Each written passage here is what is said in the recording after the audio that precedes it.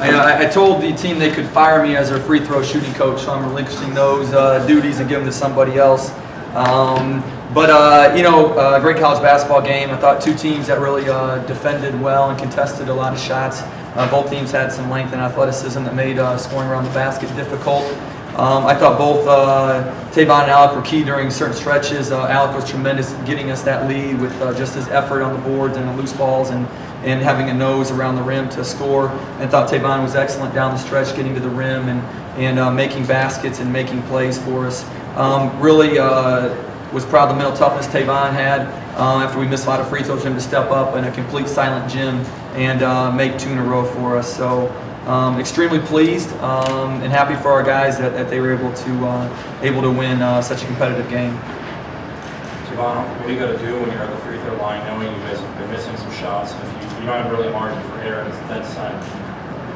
For me, I just relied on repetition and just doing my own routine that I normally do all the time, and I just rely on it. And if I do that, I know it's going to be for sure.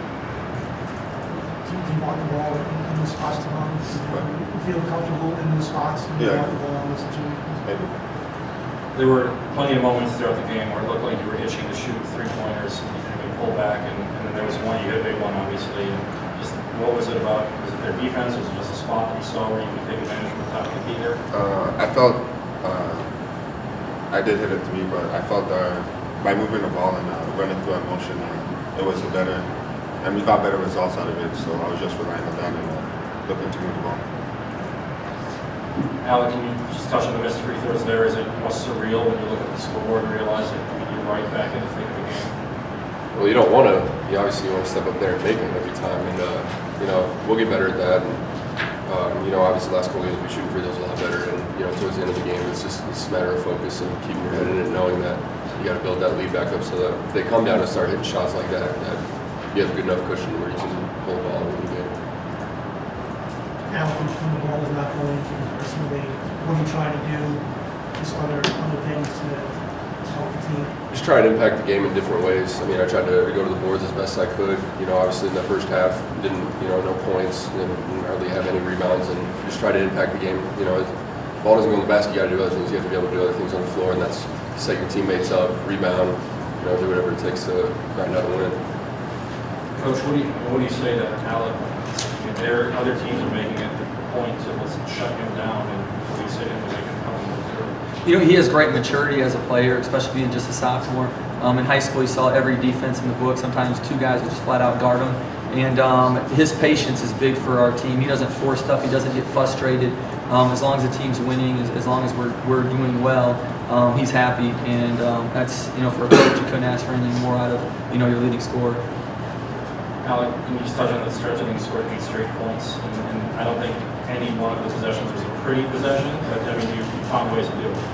Yeah, it's just the flow of the game. We try to get the momentum back as best we could. Out of the halftime, we want to be able to make that first run, and we get a couple steals, a couple turnovers. It turns into transition, and it just works out that way. So I guess Sykes started slow pretty early in the game.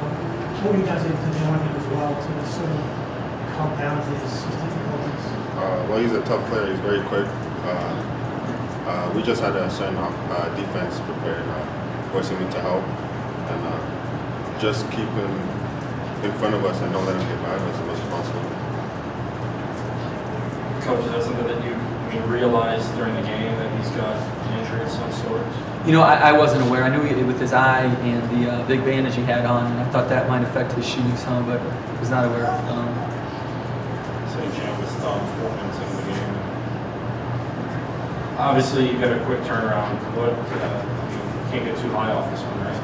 This game was a great blessing. Thank God for blessing us with the healthy bodies that we had to be able to get out there and compete for the whole game.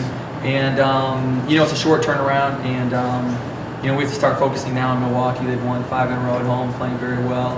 So hopefully we can have some legs come 1 o'clock on Sunday. It seemed like in the first half there was a lot more Max Joseph than normal. There were times when you put the starters back in and it was Victor was out. Was Max doing something well? Was he need a little bit more rest? I thought Max had a good flow with our team. I thought he was penetrating well, and he was getting our team on offense into good spots. So I was excited for how he was playing, so I wanted to give him some more time. I thought Jabril was in some foul trouble and just good job that Jabril. Yeah, Jabril's fantastic. This was one of his better floor games. I thought defensively he did a great job, and then handling the ball. I thought he was really good at passing and moving the ball and not taking bad shots. I think the team feels very comfortable with him out there. Alec, you're going to go play a team that you were up 30-5 against. I'm sure they're going to remember that. What do you guys have to do to make sure that you don't think about 30-5 and then you go in and you're not thinking about this one either? We got to remember that they're tough at home. Their home record in conference is spectacular, and we have to be able to go in there with that mindset, knowing that they're not going to roll over right away like it may have seemed like the first time. You're gonna hit some shots. They're gonna hit some threes. I know they didn't hit a lot of threes last time.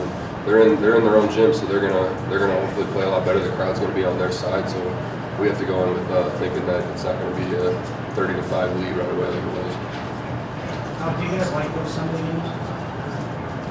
I mean, a game's a game. You prepare the same way. Yeah, only difference is you eat a little earlier, wake up a little earlier. But I mean, game's a game. Prepare the same way. We're out there on the floor stretching out, so everybody's ready to go by game time. I'm sure you don't like the early 1 o'clock road game. We worry about the things we can control, so we're about preparing for the game. Thank you, guys. Thanks.